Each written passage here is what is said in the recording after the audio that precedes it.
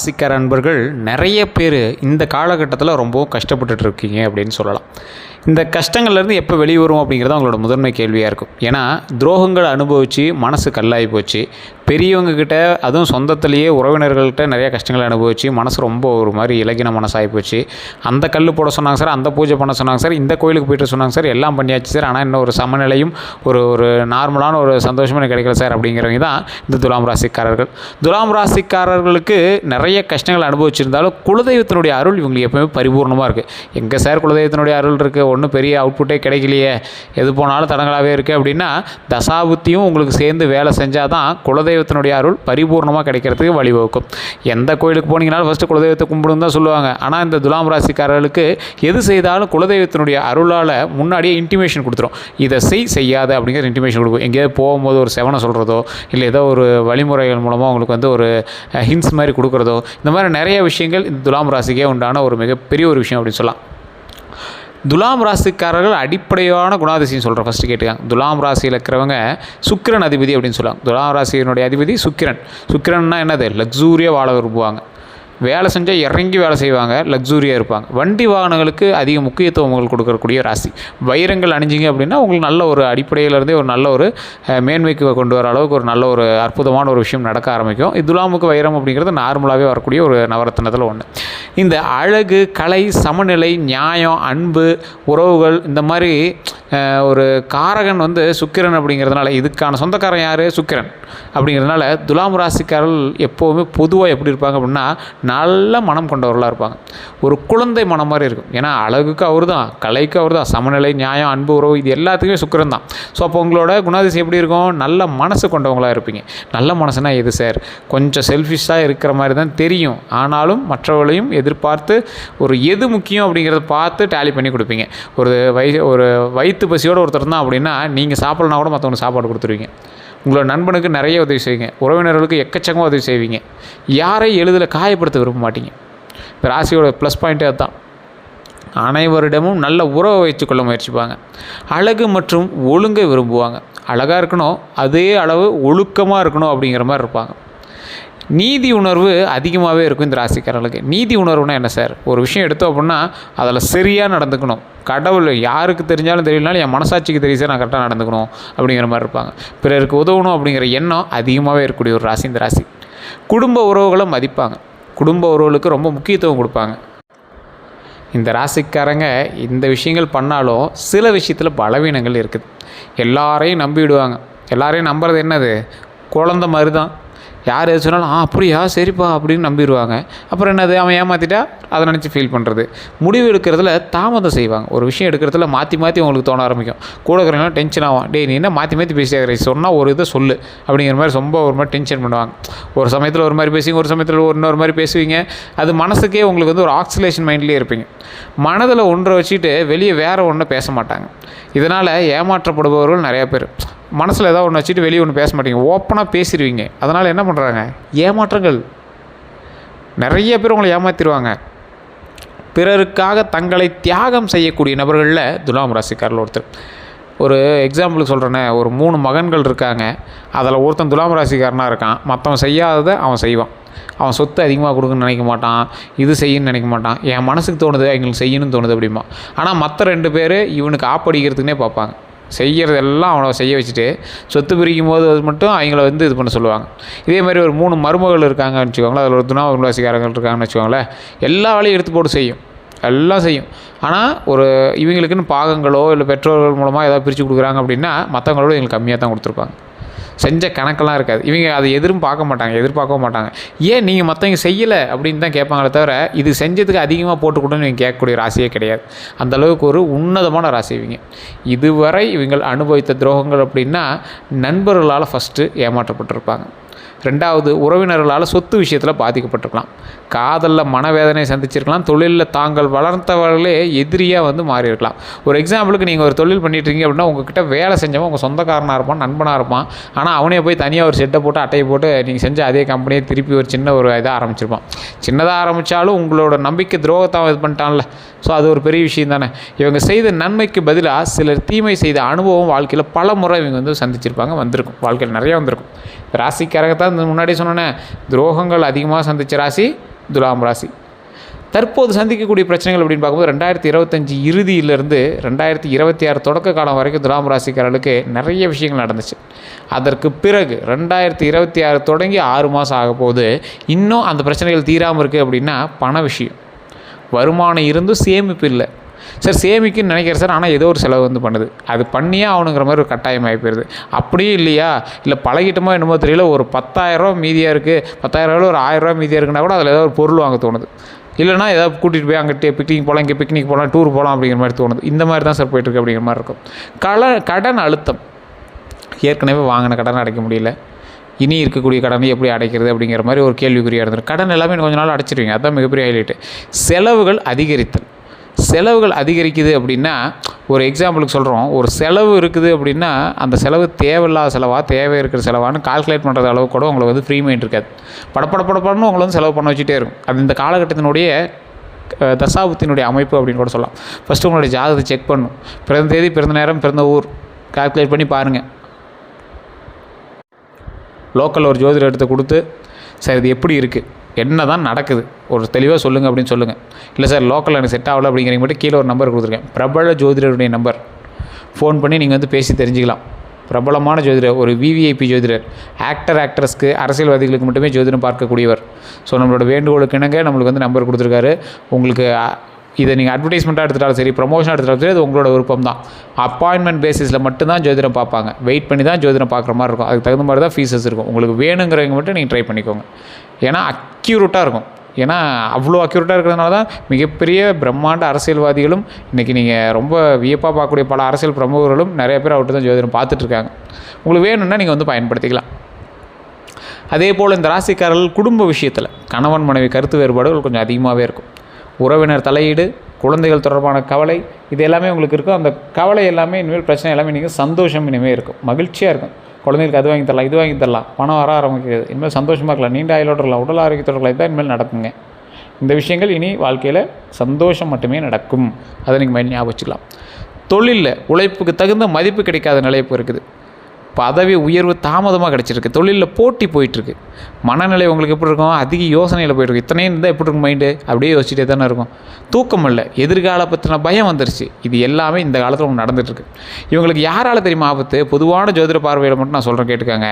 துலாம் ராசிக்காரர்களுக்கு வெளிப்படையான ஒரு எதிரிகளை விட மறைமுக எதிரிகள் தான் அதிகம். நேராக உங்களை சந்தித்து அடிக்கிறவனை விட தூரத்துலேருந்து இல்லை மறைமுகமாக மறைஞ்சு அடிக்கிறவன் தான் உங்களுக்கு அதிகம். அதாவது பொறாமைப்படக்கூடிய நண்பர்கள், உங்கள் கூடிய பொறாமப்படக்கூடிய நண்பர்கள், சொத்து ஆசை கொண்ட உறவினர்கள், அதுவும் சொந்தமாக இருக்கலாம், யாரோ ஒருத்தர் நான் குறிப்பிட்ட உறவுன்னு நான் சொல்ல முடியாது. சொத்து ஆசை கொண்ட உறவினர்கள், பணம் வாங்கிட்டு திரும்பி தராதவங்க, அது உங்கள் நட்புலையும் இருக்கலாம், உறவுலையும் இருக்கலாம். இனிமையாக பேசும், ஆனால் உள்ளுக்குள்ளே வேறு எண்ணம் கொண்டவங்க, அப்படியே ஒரு கல் நெஞ்சக்காரன்னு சொல்லுவாங்கள்ல, அந்த மாதிரி ஒரு ஆள். இவங்களிடம் கவனமாக இருக்கணும் அப்படிங்கிறத மைண்டில் நல்லா ஞாபகம் வச்சுக்கோங்க. 2026 குரு பயிற்சி பலன்னு பார்க்கும்போது 2026 குரு பயிற்சியில் துலாம் ராசிக்காரர்களுக்கு பல முக்கிய மாற்றங்களை தரக்கூடியதாக கருதப்படுதுங்க. தொழிலில் புதிய வாய்ப்புகள் கிடைக்கும். வேலை மாற்றம் எதிர்பார்த்தவர்களுக்கு நல்ல செய்தி வருங்க. வெளிநாட்டு தொடர்புகள் உருவாகும். வியாபாரத்தில் புதிய வாடிக்கையாளர்கள் கிடைப்பாங்க. பண விஷயத்தில் வருமானம் மெதுவாக உயரும். பழைய கடன்கள் அடைக்கக்கூடிய வாய்ப்பு, தடைப்பட்ட பண கைக்கு வரக்கூடிய ஒரு தருணமாக அமையுது. திருமணத்தில் திருமண தடை நீங்கும். நல்ல வரனமையும், குடும்ப வாழ்க்கையில் முன்னேற்றம் அதிகரிக்குங்க. தமிழ் புத்தாண்டு 2026 முதல் நிலைன்னு பார்த்தா, தமிழ் புத்தாண்டு ஆகி 1 மாதம் ஆகுது சார். இப்போ என்ன சார் அதை செக் பண்ணோம் அப்படின்னா, நல்லா வச்சு பாருங்கள். இந்த ஜூன் மாதம் வரைக்கும் வந்து பார்த்திங்கன்னா புதிய தொடக்கங்கள் இருக்கும். வேலைவாய்ப்பு, பயணங்கள் எல்லாமே உண்டாகும்.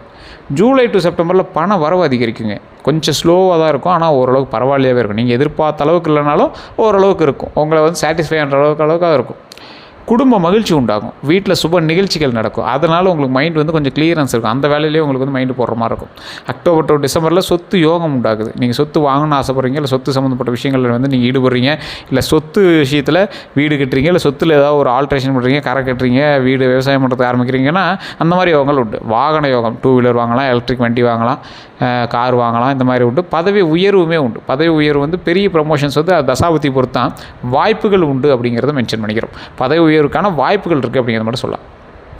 2027 தொடக்கிறதுக்கான அடைதளம் இதுதான். அதுக்கான அடித்தளம் இப்போ தான் நீங்கள் போகிறீங்க, பேஸ்மெண்ட்டே இப்போ தான் போகிறீங்க. இந்த காலத்தில் செய்யக்கூடிய முயற்சிகள் வந்து அடுத்த சில ஆண்டுகளுக்கு அடித்தளமாக அமையுங்க. இந்த காலம் எந்த காலம்? இன்னும் இப்போ இருக்கக்கூடிய 5-6 மாதத்தில் நீங்கள் பண்ணக்கூடியதெல்லாம் பேஸ்மெண்ட்டு. சொத்து பலன் அப்படின்னு பார்க்கும்போது 2027 துலாம் ராசிகளுக்கு நிலம் வாங்கக்கூடிய யோகம் உண்டாகுது, வீடு கட்டும் யோகம் உண்டாகுது, பூர்வீக சொத்து தொடர்பான பிரச்சனைகள் தீரக்கூடிய வாய்ப்புகள் அமையுதுங்க சிலருக்கு. இதில் ஒரு சிலருக்கு எப்படி இருக்குது அப்படின்னா, நீண்ட காலமாக விற்க முடியாத சொத்துக்கள் விற்கலாம், நீதிமன்ற வழக்குகள் சாதகமாக முடிவடையலாம்.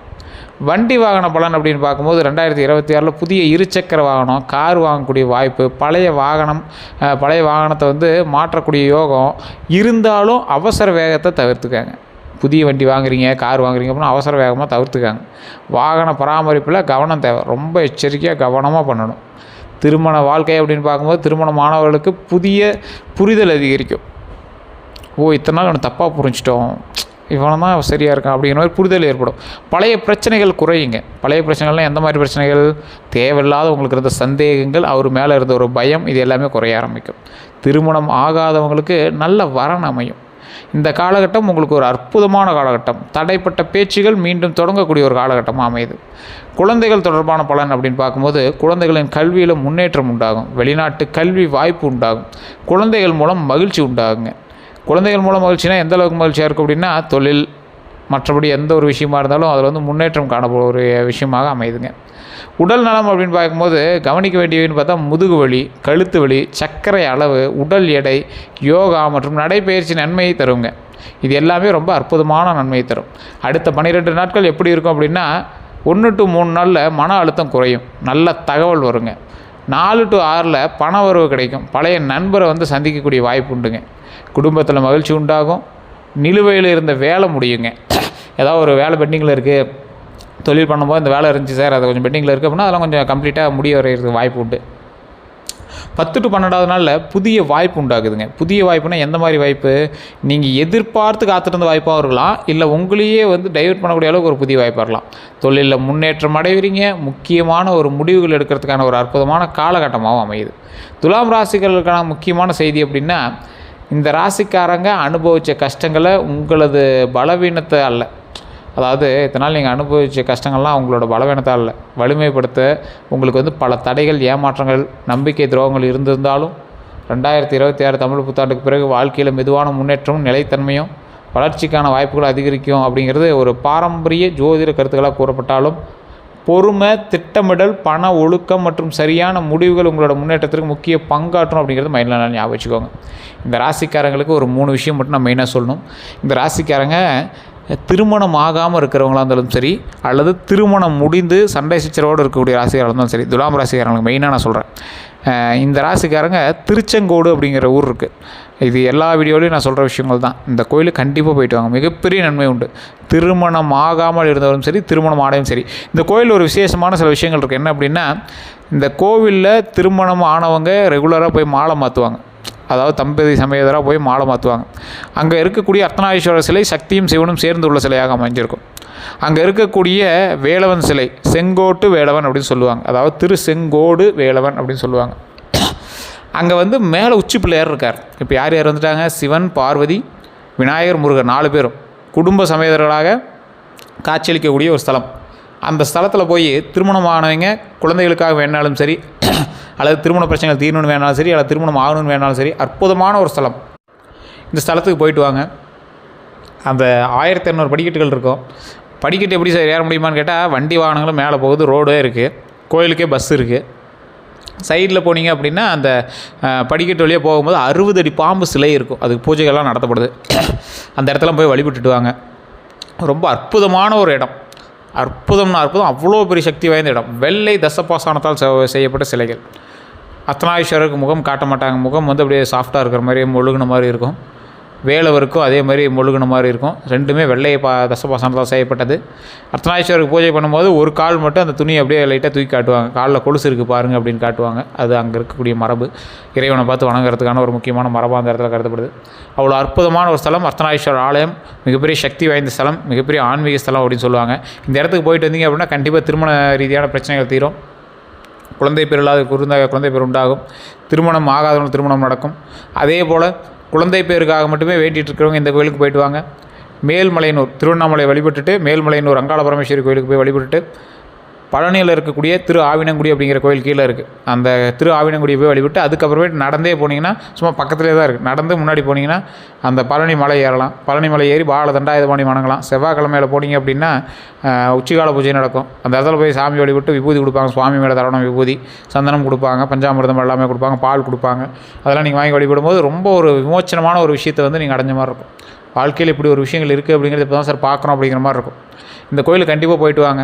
மிகப்பெரிய ஒரு ஆளுமை திறன் கொண்ட கோவில், மிகப்பெரிய சக்தி கொண்ட கோவில்கள். இந்த கோயிலுக்குலாம் நீங்கள் போயிட்டு வரும்போது பிரச்சனை இல்லை, அப்படியே டோட்டலாக வெளியே வந்துடுவீங்க. அவ்வளோ அற்புதமான ஸ்தலம் இந்த ஸ்தலம். இந்த கோவில் மட்டுமல்லாது நிறைய கோவில்கள் அங்கங்கே ஒவ்வொரு ராசிக்காரர்கள் சொல்லிட்டு தான் இருக்காங்க. துலாம் ராசியை பொறுத்த வரைக்கும் முதல்ல குலதெய்வம். இன்றைக்கு காலகட்டத்தை வரைக்குமே உங்களுக்கு குலதெய்வம் தான் வந்து ஃபஸ்ட்டு பார்த்திங்கன்னா இன்டிமேஷன் கொடுக்கும். உங்களுக்கு எந்த ஒரு பிரச்சனைகளாக இருந்தாலும் சரி, நன்மைகளாக இருந்தாலும் சரி, ஃபஸ்ட் இன்டிமேஷன் கொடுக்குறது உங்களுடைய குலதெய்வம் தான். குலதெய்வத்தை வழிபட்டீங்க அப்படின்னாவே ஆட்டோமேட்டிக்காக உங்களுக்கு எல்லா ப்ராப்ளம் சால்வ்டு. நீங்கள் உங்களுக்கு இன்னுமே நிறைய பேர் சொல்லுவாங்க துலாம் ராசிகள்லாம், சார் குலதெய்வம் சொல்லுதுங்கிற மாதிரி தான் தோணுது, ஆனால் என்ன சொல்லுதுன்னு தெரியல சார், கனவுல ஒன்று வருது, அதுக்கான விடைகள் எங்களுக்கு தெரியல அப்படிம்பாங்க. கனவுல இந்த மாதிரி சொல்லுது, அது என்ன விடைன்னு தெரியலம்பாங்க. ஸோ அந்த மாதிரி ஏதோ ஒரு இன்டிமேஷன் மாதிரி உங்களுக்கு கொடுக்க ஆரம்பிக்கும். அப்படி உங்களுக்கு ஏதாவது இன்டிமேஷன் கொடுத்துருக்கா அப்படின்னு மறக்காம கமெண்ட் செக்ஷனில் பதிவிடுங்க. நான் சொன்னதெல்லாம் உண்மையாக இருக்கா, கரெக்டாக இருக்கான்னு மறக்காம கமெண்ட் செக்ஷனில் பதிவிடுங்க. துலாம் ராசிக்காரர்களால் அந்த கனவுக்கான மீனிங்கை தெரியாமல் இருக்குமே தவிர கடவுள் டேரெக்டாக துலாம் ராசிக்காரருக்கு இன்டிமேஷன் கொடுத்துக்கிட்டே இருப்பார். இது கண்டிப்பாக நடந்திருக்கும். உங்களுக்கு தெரியல அப்படின்னா மறக்காமல் நீங்கள் வந்து பக்கத்தில் வேண்டி கேட்டு பாருங்கள். இப்படி உங்களுக்கு நடந்ததெல்லாம் உண்மையா, இப்போ நான் சொன்னது கரெக்டாக இருக்கா அப்படின்னு மறக்காம கமெண்ட் செக்ஷனில் பதிவிடுங்க. இதுவரை நம்ம சேனல் சப்ஸ்கிரைப் பண்ணாமல் தான் சப்ஸ்கிரைப் பண்ணிக்கோங்க. பதில் பெல் பட்டன் மறக்காம ப்ரெஸ் பண்ணிக்கோங்க. அதேமாதிரி ஃபேஸ்புக்கில் பார்த்துக்கிங்கன்னா ஃபாலோ பண்ணிக்கோங்க. எல்லோருக்கும் நன்றி.